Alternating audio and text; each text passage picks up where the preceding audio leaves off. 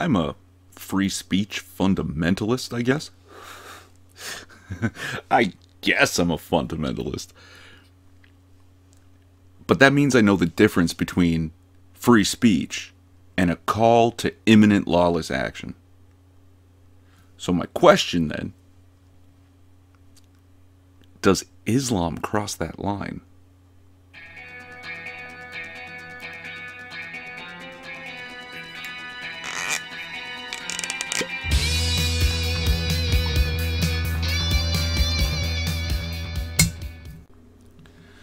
There are violent passages in almost every religious text,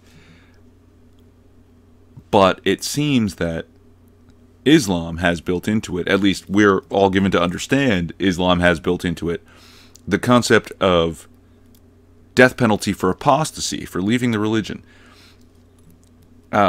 Depending on who you ask, there's a number of passages in the Quran that say this.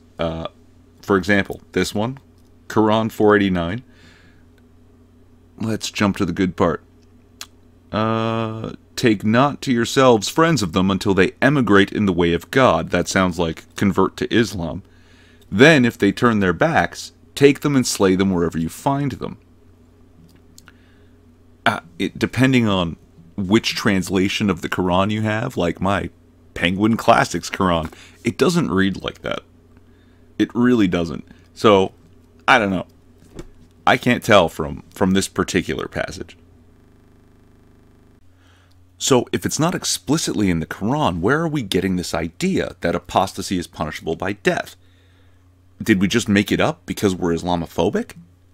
Well, no. It's a hadith. It's from Sahih al-Bukhari, and I'm given to understand other sources as well, but this is the one I have.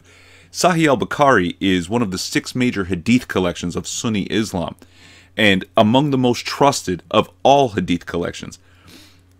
Sahih al-Bukhari 52:260 reads, "The Prophet said, if somebody, a Muslim, discards his religion, kill him."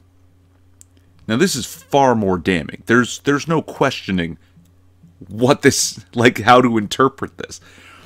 Right? And, you know, in my mind, it's very clearly a call to imminent lawless action. Well, unless, of course, the law of the land is Islam, and then it's a call to completely lawful action.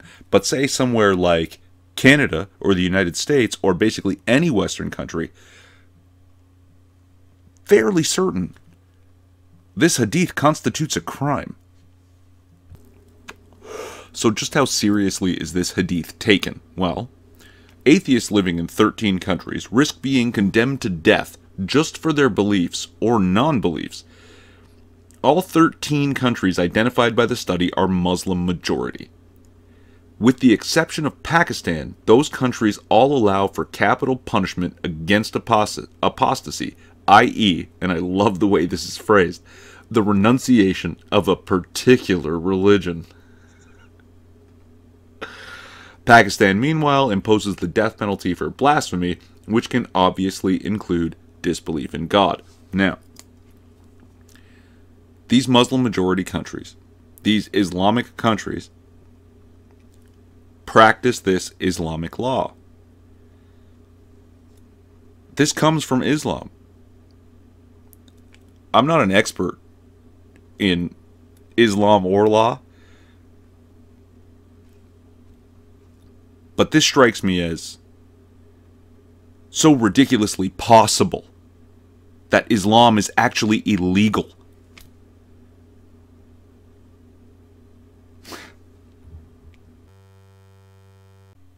The first time I heard of an honor killing in Canada was 20 years ago at least, and we had 2 just in December. It was actually a double honor killing, but they've decided to chalk it up to mental illness instead of a religious/political ideology.